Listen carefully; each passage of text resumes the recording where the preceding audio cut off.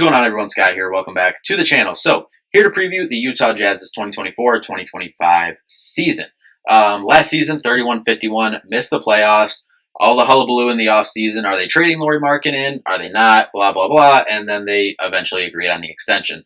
So we're here to talk about the outlook for the Utah Jazz this upcoming season. First, if you could just hit that like and subscribe button down there. Going through all 30 NBA teams, previewing every single team, giving our record prediction. And then at the end, we'll put everything together, go through the playoffs as well, and give our NBA Finals, NBA champion pick, should I say, at the end of all 30 previews.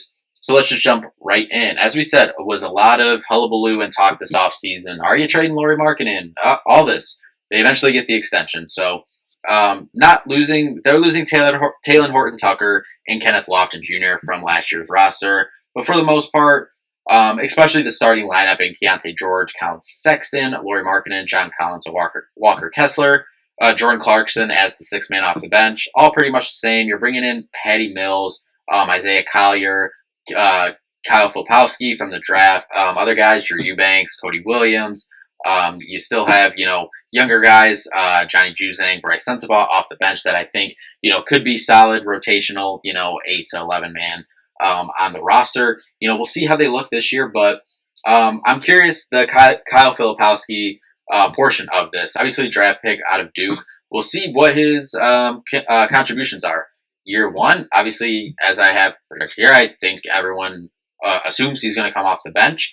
We'll see what it can do, but I think it's a solid. I think it's an intriguing top 7-8 players on this roster, which is really what I look at when I'm looking at record predictions and kind of outlook for the season, because that's kind of what is really going to determine things throughout the year for these teams.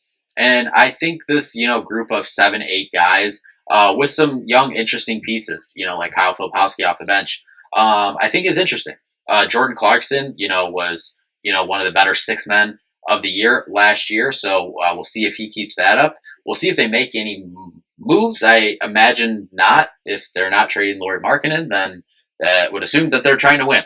And last year, 31-51. Projected win total this year, 28.5. So it's not projected to get better this year. I am going to kind of cut against the grain a little bit of that projected win total. I actually got them winning 33 games, going 33-49. Obviously still going to be out of the playoffs, but I think I'm intrigued by some of the pieces off the bench with Jordan Clarkson. Obviously has been there. I'm intrigued with what Kyle Filipowski does in the NBA. I think he was okay in college, but I'm curious to see how it works in the NBA. But I think Lauri Markkanen is that good. Now he has his contract. If he's one of the better young players in the league, he's going to continue to improve. John Collins, I think, is solid at the 4 position as well.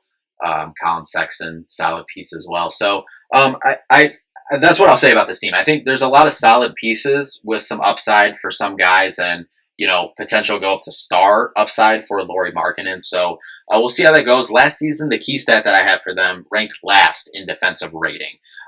So defense, I think, might still be a struggle a little bit. We'll see if any of the new additions can possibly bring some, defensive upside for this team. But I still think it's going to be a struggle for them this year. Still probably miss the playoffs. But I'm curious to see how Lauri Markkanen, what next step Lauri Markkanen takes. And I think that could uplift this team a little bit. Curious to see how the other new pieces fit in as well. But anyway, that'll do it for this one. Thank you all so much for watching. We'll see you in the next one. Peace out.